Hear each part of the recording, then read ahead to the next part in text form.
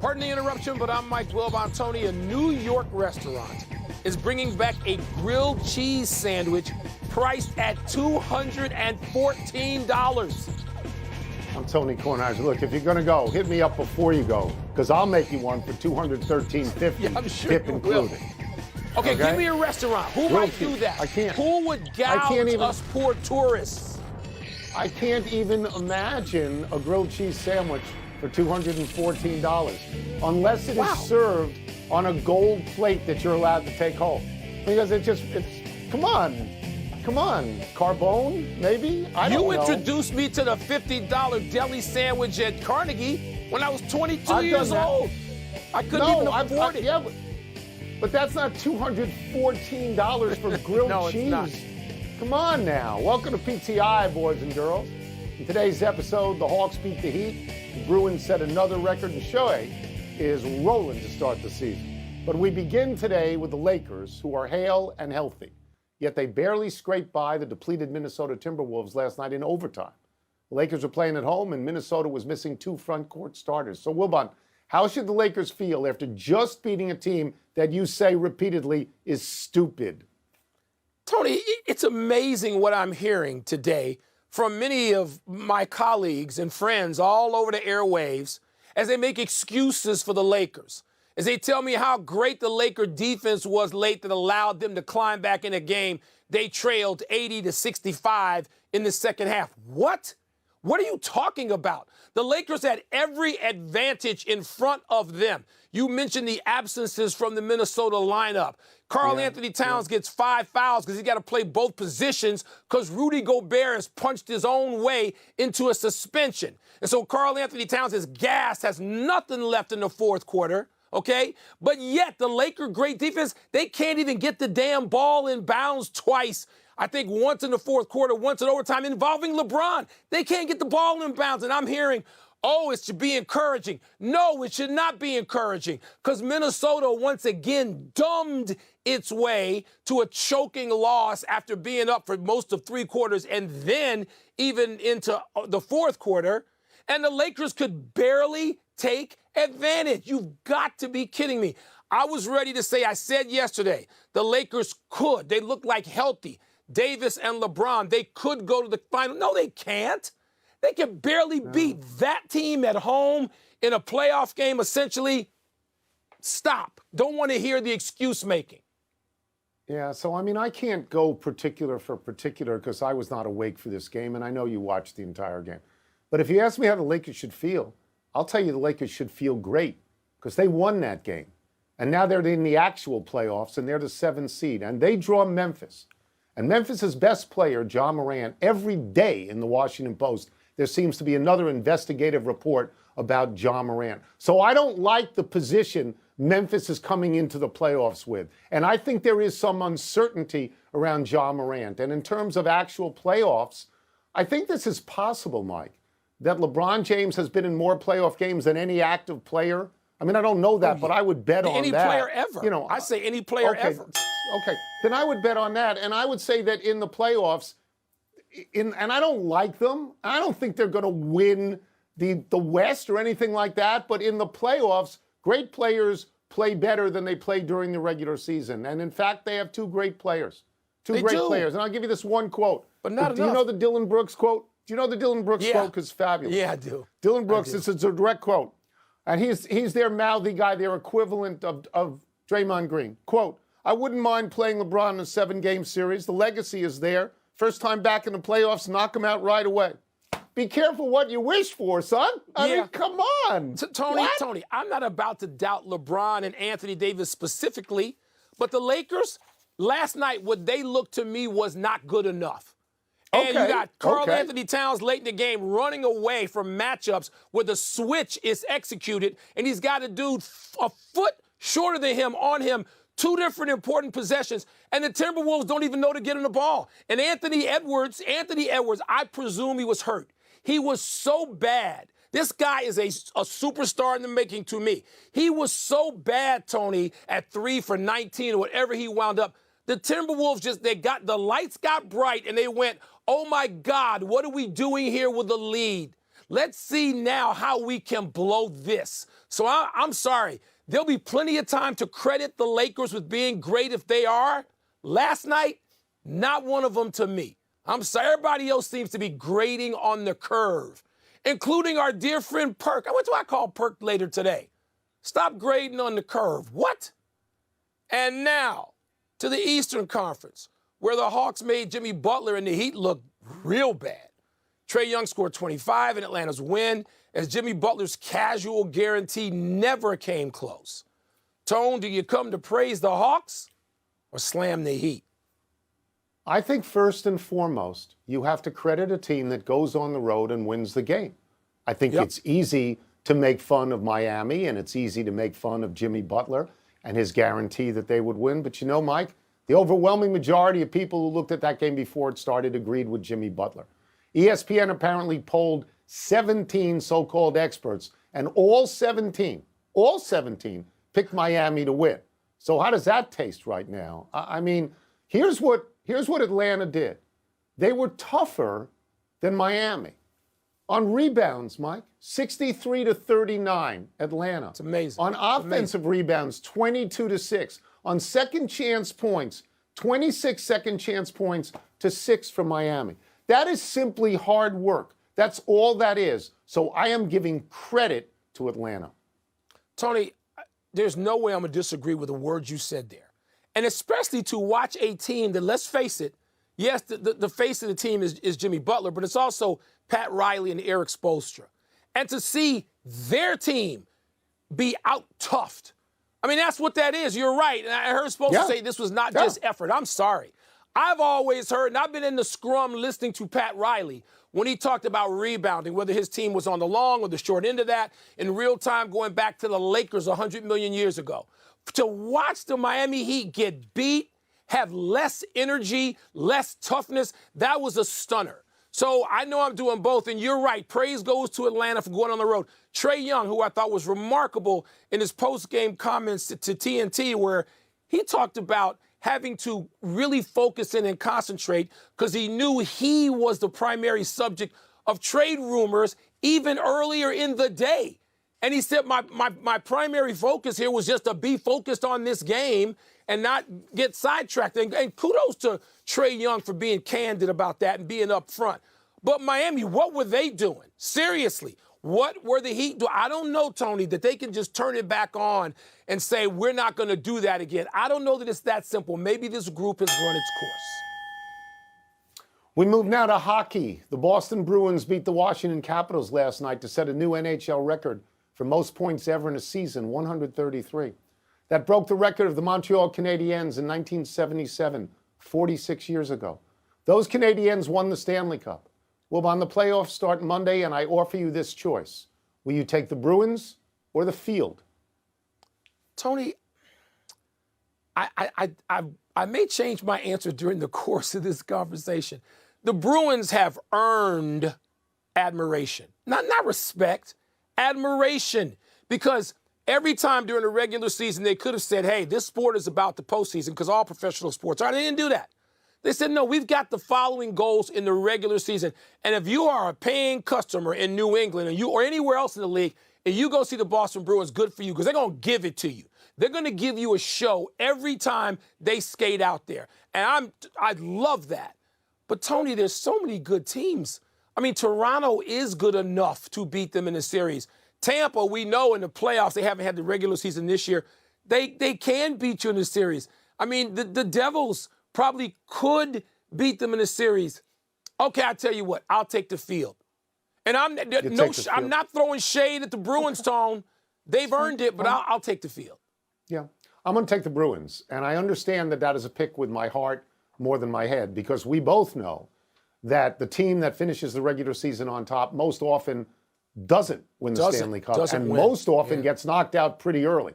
The last time a team went wire to wire in that way was 2013, and before that was 2002. So it's only twice in 20 years. But, Mike, the Bruins, they just didn't win the regular season. They dominated. They set records. These are some numbers that are very important. They're 22 points clear of the next best team. They're 13 wins clear of the next best team.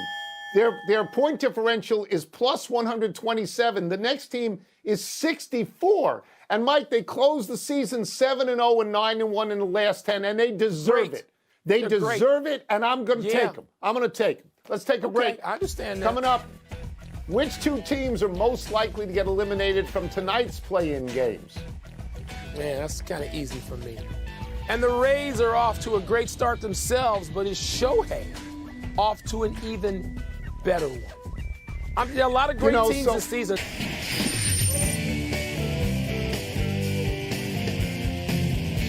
It's time for toss-up. Two men enter, one man leaves, finishes the show, then looks longingly out the window, hoping Pablo will return. What's first? Toss-up. Which two teams are most likely to get eliminated in tonight's play-in games? The Bulls, Raptors, Thunder, or Pelicans? I'm going to surprise you with the first one. I'm going to say the Raptors. You have convinced me that the Chicago Bulls, because of your love for Patrick Beverley and his salutary effect on Zach LaVine, you have convinced me that they can win this game. Toronto's not appreciably better, and so I can see the Bulls winning this game. I'm also going to pick against New Orleans, Mike. I'm picking against New Orleans, not because I don't think they have good players, but I think at some point in what is essentially an elimination game, when you don't have your best player, that takes a toll. Zion Williamson, when he was playing with that team, they were 23-14, and they were in third place in the West. And since he's out, as predicted, because he's always out, they're 19-26. So I'm going to pick Oklahoma City to beat New Orleans, even though I can't name two people on Oklahoma City.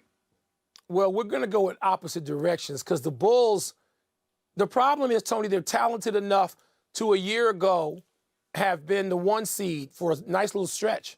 And then they don't pay attention enough to lose to anybody on any given night. And the game is in Toronto where there's a real home court advantage. And by the way, I love their coach, Nick Nurse, and I don't want to see, there's some talk about this being Nick Nurse's, perhaps his swan song. I don't want to see that. I like Toronto. So the Bulls, as much as I root for them, that's my team, they're not paying attention half the time. They can barely get themselves up for certain games. You would think this would be one of them. And I'm certainly going with New Orleans to win. So the team that would be eliminated, Tony, would be OKC. And here's the main reason why. Shai Gilgeous-Alexander, who I certainly voted for, was second team All-NBA. A lot of people voted. I know Jalen Rose said he did. First team. He's a hell of a player and a great young player. But Herb Jones, and I gave you a name now that you can know, in addition to C.J. McCollum on New Orleans, they play SGA better than maybe anybody. And by the way, New Orleans played their way in last year, last I checked, without Zion. So they're going to do it again. Well, they got to win one more game. But I got Oklahoma City eliminating OKC tonight and the Raptors eliminating my Bulls. Next. Toss up. Who's having the better season so far, the Rays or Shohei Ohtani? Okay, so Tampa is 11-0. They've had 11 games. They've won 11 games. They're perfect. I love Shohei Ohtani. Love him. And he's great, but he's not perfect. He beat the Nats last night. I don't think he allowed a run. His ERA is 0.47. He's got 24 strikeouts in 19 innings. And again, that's great, but it's not perfect. He has given up 6 hits in his outings this year, and as a batter, he has 12 hits. And that's great, but it's not perfect. Tampa is perfect, and their run differential through 11 games is plus 63. The answer to this question is Tampa Bay. Yeah, I wanted to go the other way. I wanted to figure out some way to make it Shohei. And we have seen every few years there's a pitcher. And it may not equal, Drysdale or Hershiser, but they have long stretches, and Shohei may get to be that, but he's not near that yet. 11-0 is pretty darn close to 13, which I still guess is accurately reported as the record in Major League Baseball, which would be 140 years plus. And so when you got that going and you're still on track for that, Tony, you're not the 72 Dolphins yet, but you're perfect so far. And if they get to 14 or 15 and sort of Bob Beeman the 13-0 record, 15 or 16 would do that. Wow, Shohei would have to go a while to catch that. He may, though. Amazing start. 0.47 ERA, not shabby. Yeah. That's it. Let's take one last break. Still to come, the Rangers hold. Happy time, people. Happy 30th birthday, Ryan Nugent-Hopkins. The Edmonton Oilers' alternate captain is having his best season. He scored 103 points on 37 goals and 66 assists, and that's more than 30 points over his previous high. Of course, Nugent-Hopkins' 103 points gets lost behind Connor McDavid's 152 and Leon Draisaitl's 125. These Oilers stand first, second, and eighth in the NHL in scoring, and they're often on the power play together. Nugent-Hopkins was the first overall draft pick in 2011, 3 years before Draisaitl went third overall, and 4 years before McDavid went first overall. So somebody in Edmonton must know what they're doing. And they've known it before, too, Tony. They've done this with 3 guys this high in scoring. It was Gretzky, Paul Coffey, and Yari Curry. Not even Messier. I mean, Edmonton. Wow. Seriously. Yeah, that's a team that obviously believes in offense. Happy anniversary, Bill Murray. On this day 19 years ago, the comedian and actor threw out the first pitch at his hometown Cubs home opener, tossing the ball far over the backstop and into the Wrigley crowd. Murray went to Wilbon's rival high school, Loyola, in Chicago. Murray's son, Luke, is an assistant coach for the national champion Yukon Huskies. Luke coached under Danny Hurley at Wagner and Rhode Island before joining him at Connecticut. The Cinderella story, right? Here's a true story. Bill Murray makes a habit of walking into a restaurant alone, sitting down with a strange couple, befriending them, and ultimately buying their dinner. I saw him do it. Yeah, Tony, I've seen him do it, too. You know, I was on the field with Bill Murray less than that many years ago, 2016. I think it might have even been November 1st. Oh, there we are. When our Cubbies won, we thought it was a bucket list item the two of us would never see.